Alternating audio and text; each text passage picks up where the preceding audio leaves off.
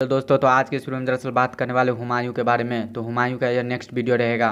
तो आप मेरे यूट्यूब चैनल को अभी तक सब्सक्राइब नहीं तो प्लीज़ जाकर सब्सक्राइब कर दीजिए और साथ ही साथ बेल आइकन भी दबा दीजिए। तो हमने पिछले वीडियो में बताया था कि हुमायूं को जब डूब रहे थे तो उसको बचाए कौन थे, तो शिहाबुद्दीन निजाम बचाए थे, जो कि मलाह जाति से बिलोंग करते थे। तो हुमायूं बोले कि आप मेरी जान बचाए हैं तो आप कभी दिल्ली आइए, तो आपको वहाँ का एक दिन के लिए शासक बना दिया जाएगा।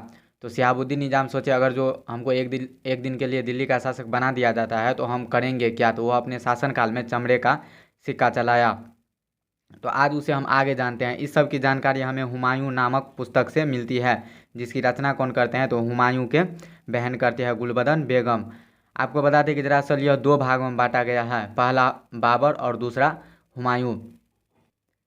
यह मुगल काल की एक ऐसी पुस्तक थी जिसकी रचना किसी महिला ने की। आइए इससे आगे हम जानते हैं। तो 1540 ईस्वी में शेर शाह सूरी ने बेलग्राम यानी कि कन्नौज के युद्ध में हुमायूं को हराया और हुमायूं को भारत छोड़ने पर मजबूर कर दिया। इसके बाद क्या हुआ, तो 1540 ईस्वी में शेर शाह सूरी ने खुद को दिल्ली का शासक घोषित कर लिया।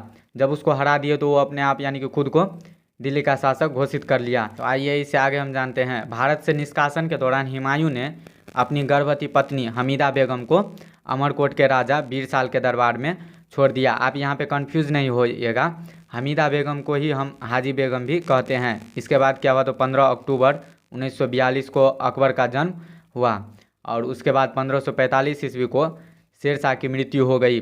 अब क्या हुआ, तो अफगान साम्राज्य विघटित होने लगा। उसके बाद क्या हुआ, तो उसी का बेटा इस्लाम शाह वहाँ का शासक बन गया। और फिर इसके बाद हुमायूं ने 1545 ईस्वी में ईरान के शासक की सहायता से कंधाल एवं काबुल पर अधिकार कर लिया।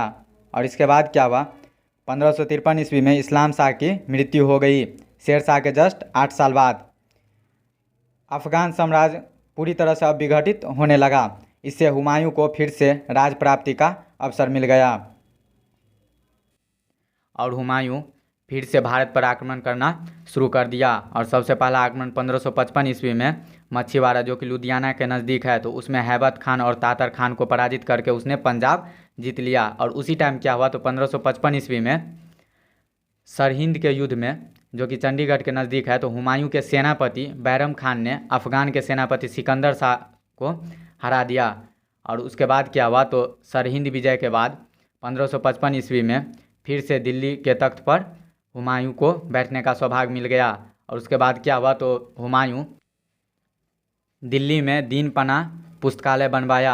और उसके बाद क्या हुआ, तो 1556 ईस्वी में उसी पुस्तकालय के सीढ़ी से नीचे गिरकर उसकी मृत्यु हो गई। अब इससे हम आगे देखते हैं। तो हुमायूं जो थे वो ज्योतिष में विश्वास रखते थे और वो हर दिन अलग अलग रंग के कपड़ा पहनते थे।